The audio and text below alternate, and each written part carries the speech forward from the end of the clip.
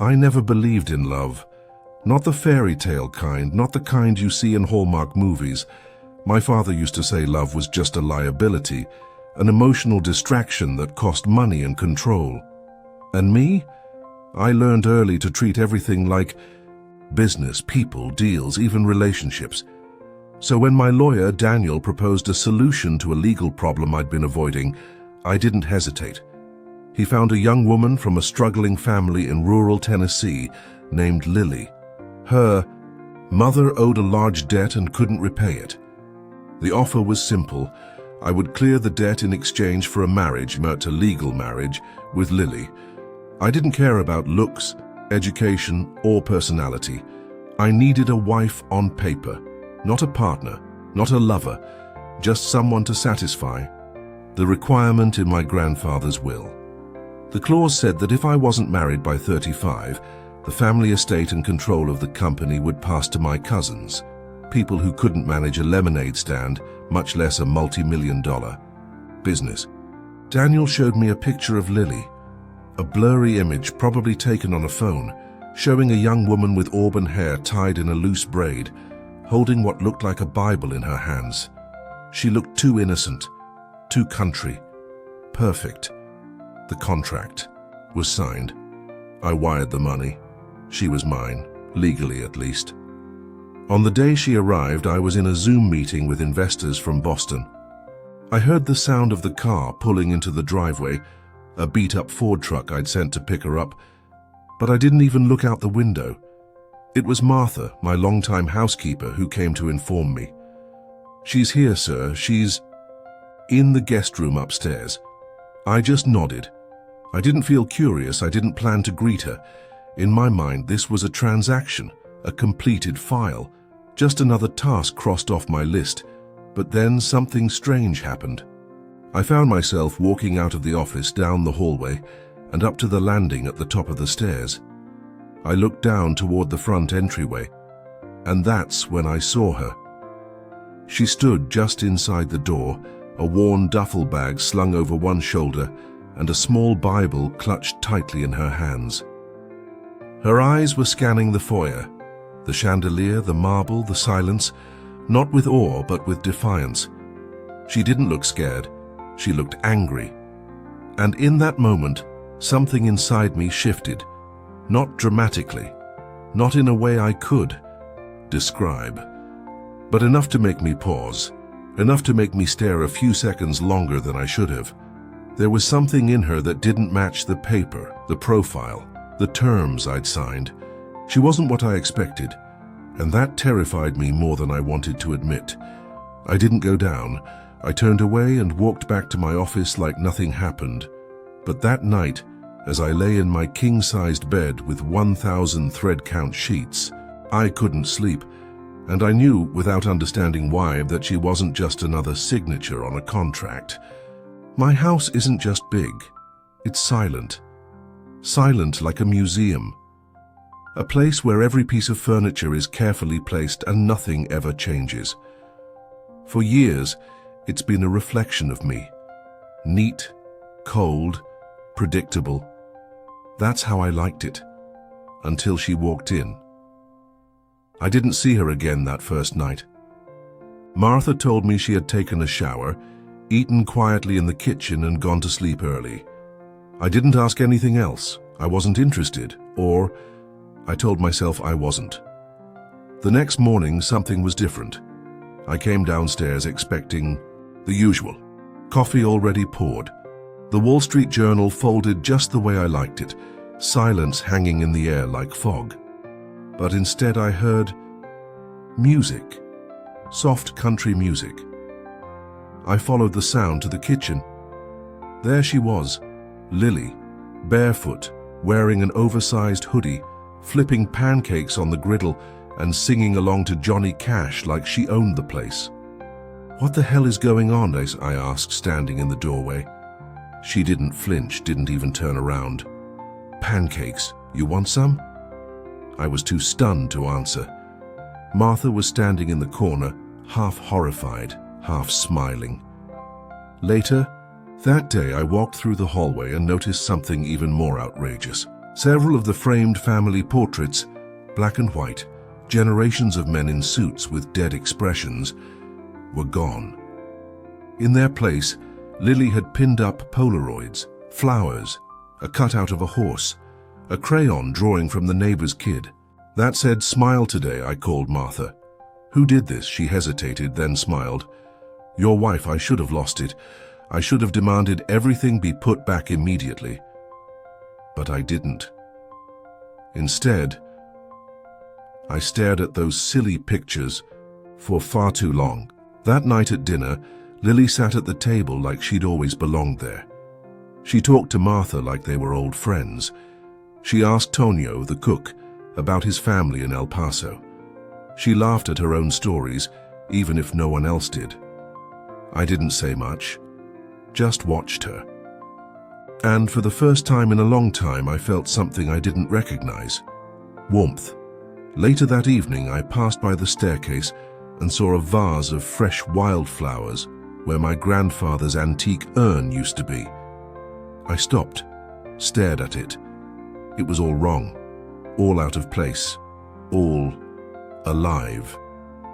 That night in my dark room with floor-to-ceiling windows and blackout curtains drawn shut, I closed my eyes, and for the second night in a row, I didn't sleep.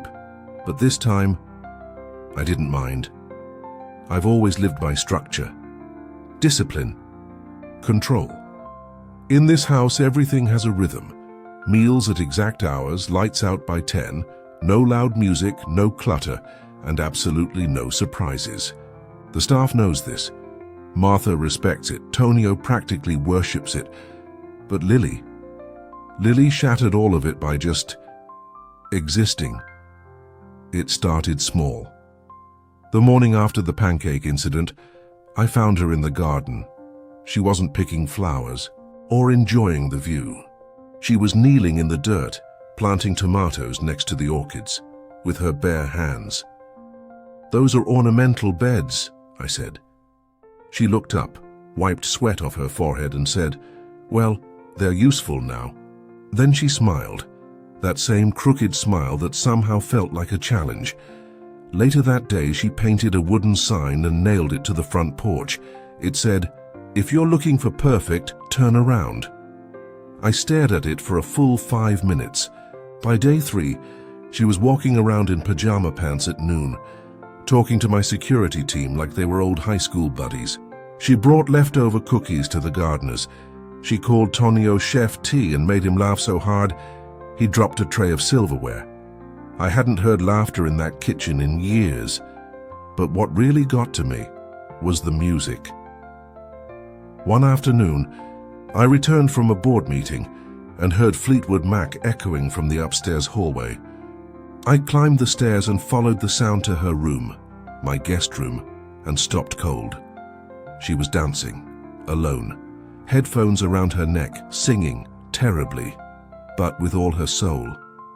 She saw me in the doorway, didn't stop. "Wanna dance?" "Boss?" she said with a grin. I didn't answer. I just turned and walked away. But my chest felt different, tight, uncomfortable. And I didn't know if it was annoyance or something else. That night, I tried to re-establish control. I asked Martha to bring her to the study for a conversation.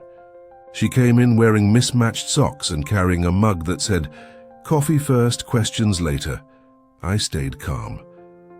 "Lily, this house has rules." She sipped her coffee. "So does Monopoly. Doesn't mean it's fun." I stared at her. "This isn't a game." She set the mug down. Her face softened, but her voice didn't. "Then maybe you should stop treating people like pawns." She got up and left. Just like that, I should have been furious, but I wasn't. I was intrigued. She didn't just break my rules. She made me question why I ever had them in the first place. The dinner wasn't my idea. It was Daniel's. He said it would look good if I appeared with my wife at a formal dinner with investors and board members. A happy domestic image for the press. Stability, polished optics. Just show up, smile, and let them see you've got it all under. Controls, he said. I should have said no, but I didn't. I told Lily 2 days before. She didn't ask questions, didn't argue. Just nodded and said, what should I wear? Something elegant, it's formal. Do I have to wear heels? Yes. Then I'll bring band-aids. The night arrived.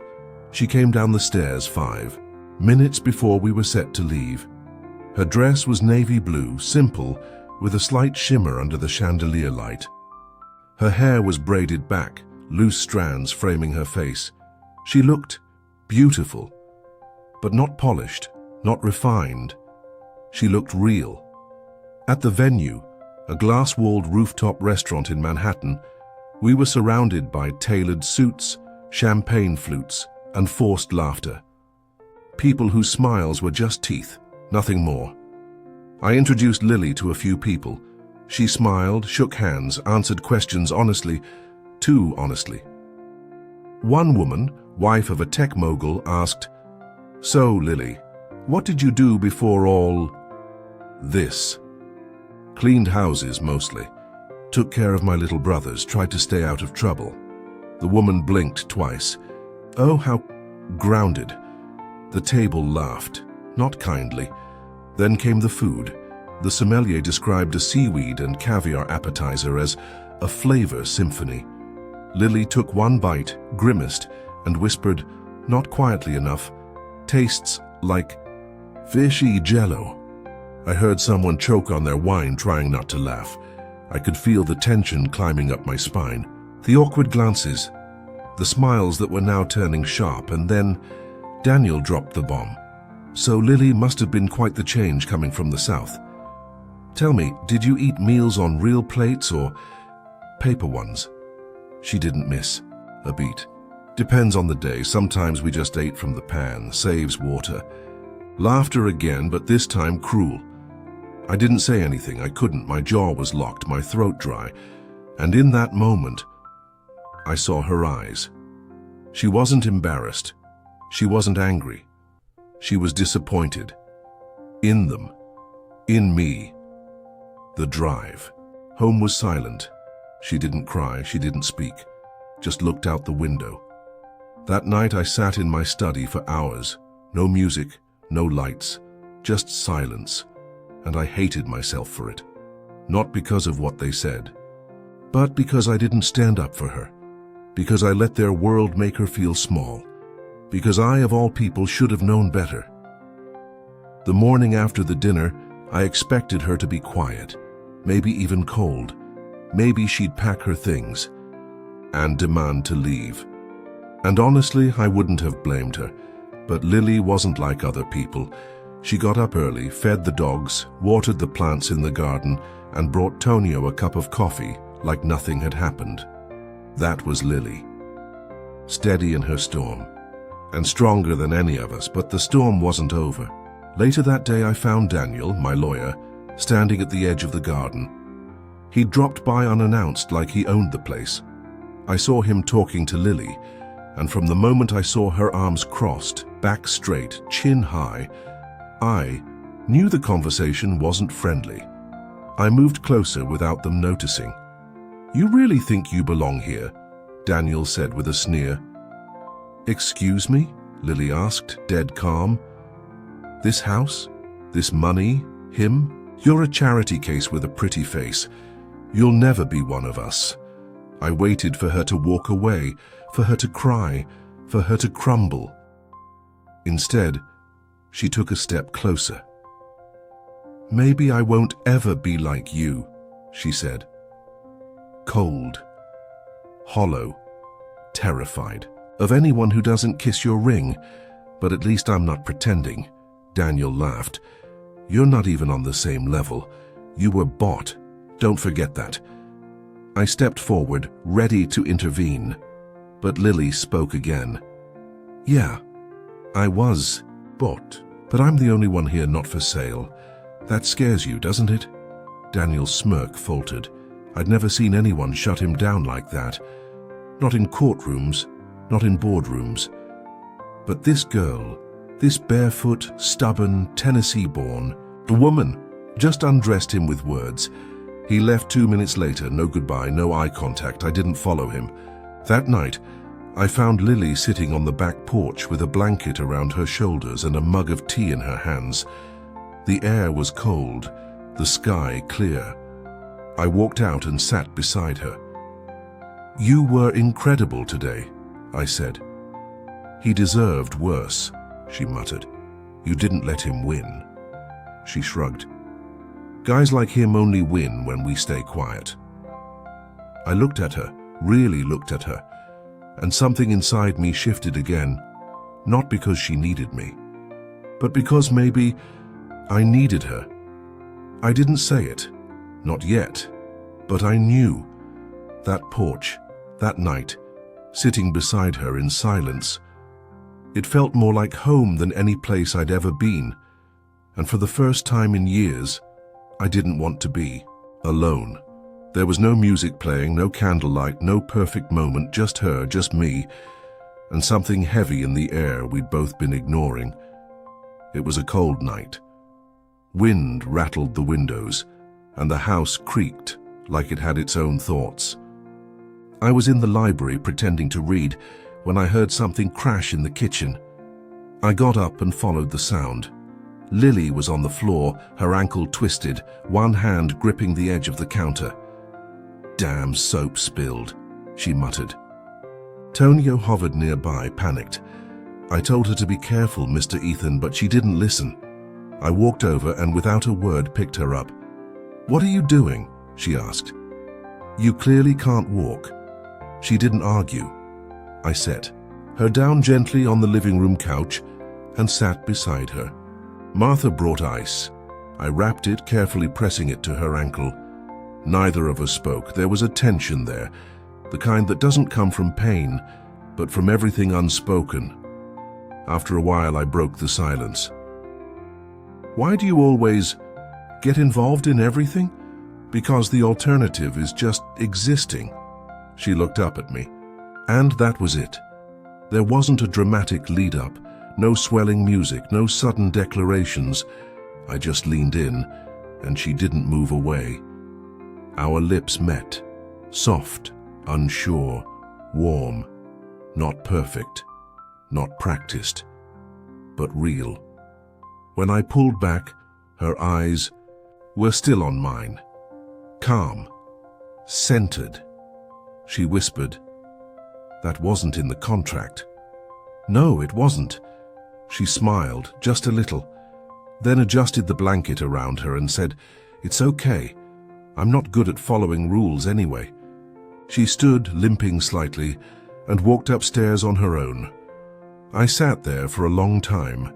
Everything in the room looked the same, but nothing felt the same. I thought I had dealt with Daniel. I thought he'd walked away after Lily shut him down, in the garden. I was wrong. 3 days later, he showed up at the house unannounced, like a wolf circling back for one last bite. He was sitting in the study when I came down, legs crossed, sipping my whiskey like he still had a place here. "You've gone soft," he said, without even a hello. "Get out, Daniel." He smirked. "Not yet. You need to hear this." He dropped a folder on the desk. Inside were documents, old contracts, deals my father had made years ago, ones that skirted the edges of legality, tax shelters, off-the-record transactions, nothing criminal, but enough to make headlines. Imagine what the press would do with these. Imagine your board, your shareholders.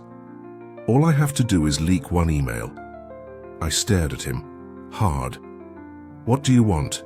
He leaned forward, cold and smooth. "End this circus. Annul the marriage. Send the girl back to wherever you found her. Clean your image before it's too late." I didn't answer. Not yet. That night I told Lily everything.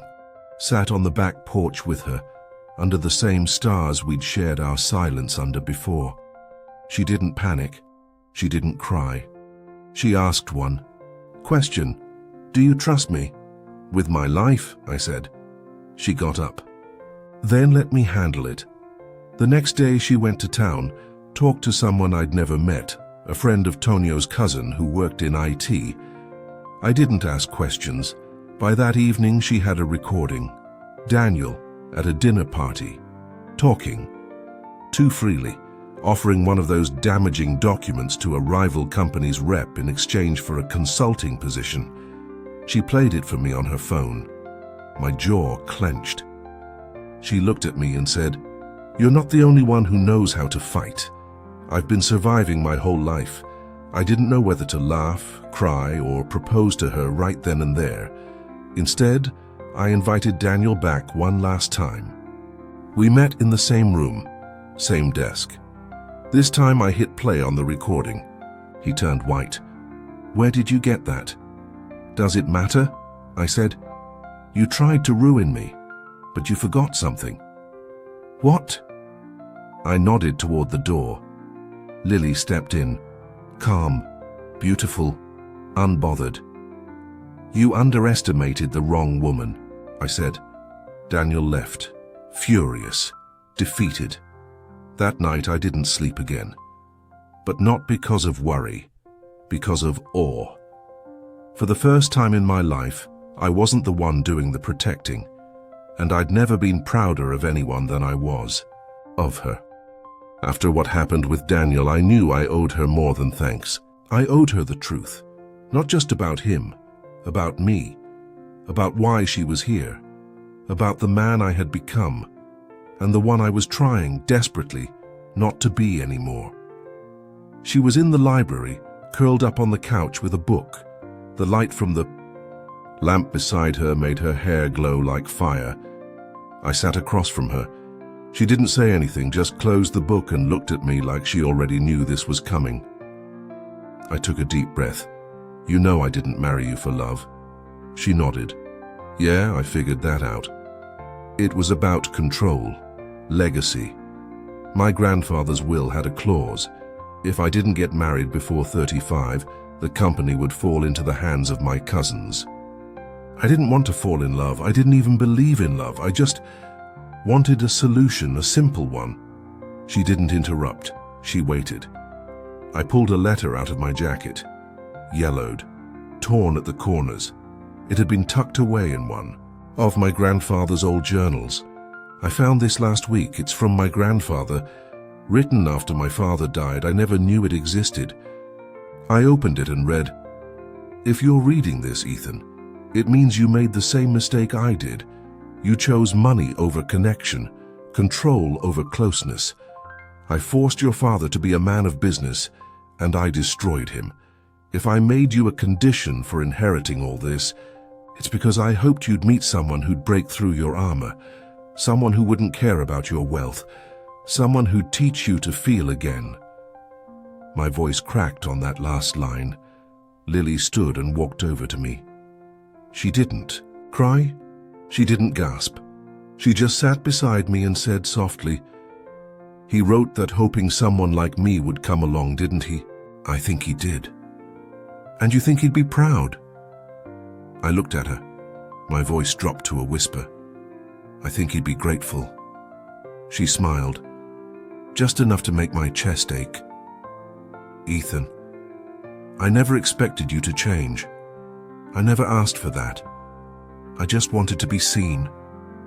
You were, from the first day. I just didn't know how to admit it." She reached for my hand, held it like she'd always known how, and in that moment, I realized something painful and beautiful all at once. I didn't bring her here to fix my life, but somehow, she had. I've closed multi-million-dollar deals, built companies from the ground up, sat in rooms with men who control cities, but nothing prepared me for the moment I decided to cook for Lily. Yeah, me in the kitchen by myself. I didn't want to propose with diamonds or grand gestures. I wanted to do something real, something simple, something that said, "I see you, I hear you, I love you." So I asked Tonio to teach me how to cook something not fancy, just good. He raised an eyebrow. "You sure, boss? This is a different kind of heat." "Teach me," I said. We spent the whole afternoon in the kitchen, I burned the rice, oversalted.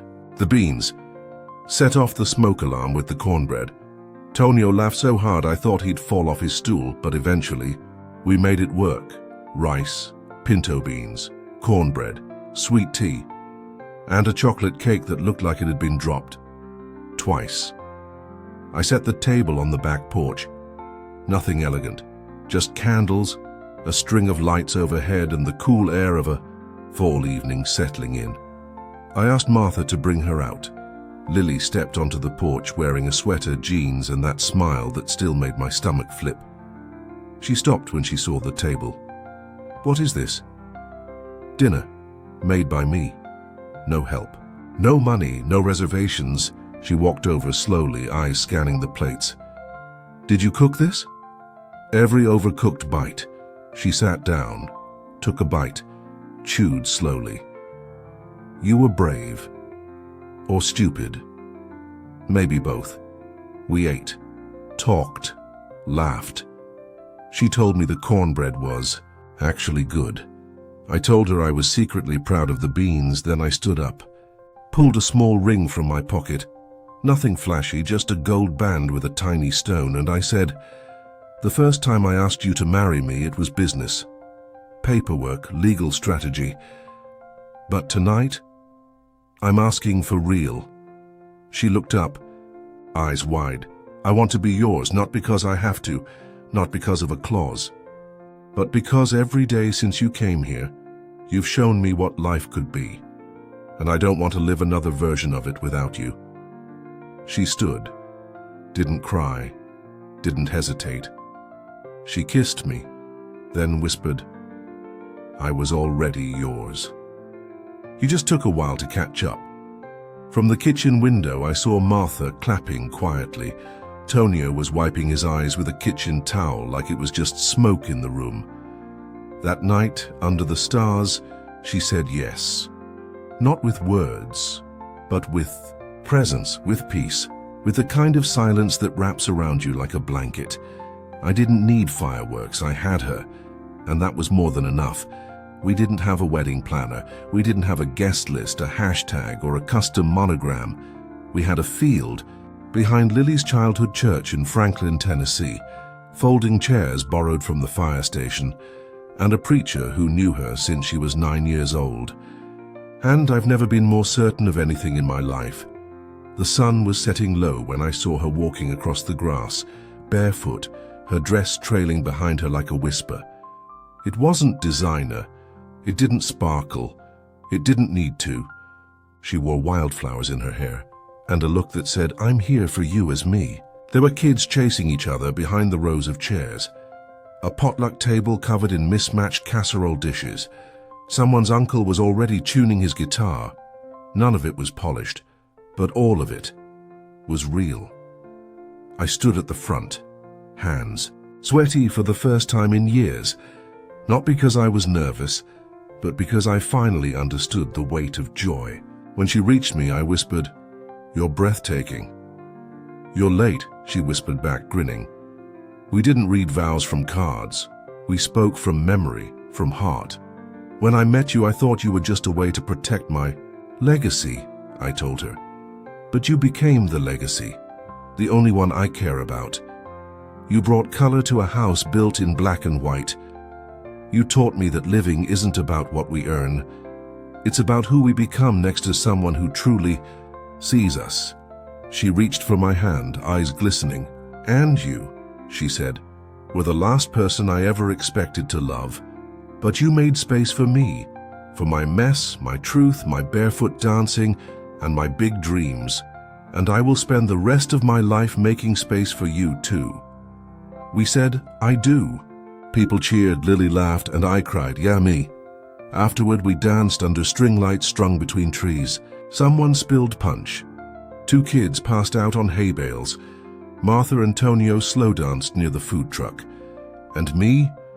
I danced with my wife. My wild, strong, stubborn, brilliant wife. Later that night, lying on a quilt in the back of a pickup truck, staring at the stars, she looked at me and asked, "Still think buying a wife was a smart business move?" I smiled. No, it was the dumbest thing I ever did. She raised an eyebrow. Oh? But it led me to the smartest one, falling in love with her anyway. She kissed me slow, deep, and I whispered the only truth that's ever really mattered. I didn't just find a partner. I found home.